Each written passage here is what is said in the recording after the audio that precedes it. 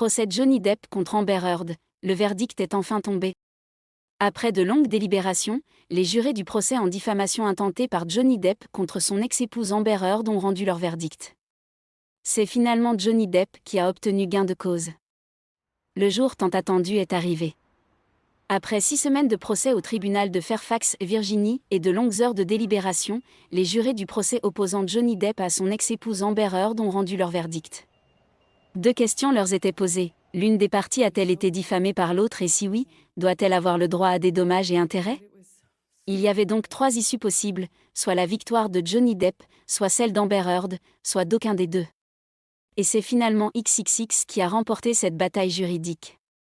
Selon les réponses des membres du jury, Johnny Depp a gagné le procès en diffamation.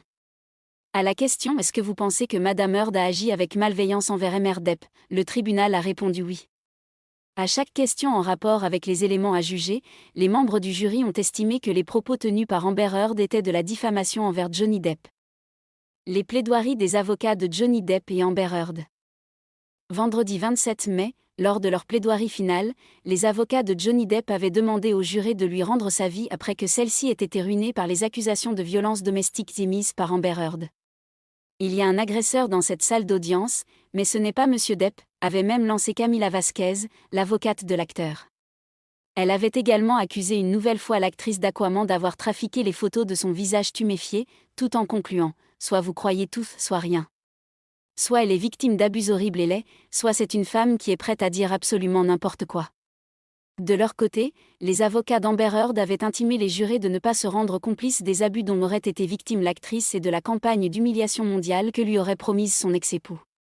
Maître Rothenborn avait estimé que les critiques à l'encontre des preuves émises par sa cliente faisaient fi des nombreuses autres preuves accablantes qui avaient été présentées au tribunal et envoyaient un message dangereux aux victimes de violences domestiques. Si vous n'avez pas pris de photos, cela ne s'est pas produit. Si vous avez pris des photos, elles sont fausses. Si vous ne l'avez pas dit à vos amis, vous mentez. Si vous l'avez dit à vos amis, ils font partie du canular, avait-il martelé en déconstruisant les arguments du camp adverse.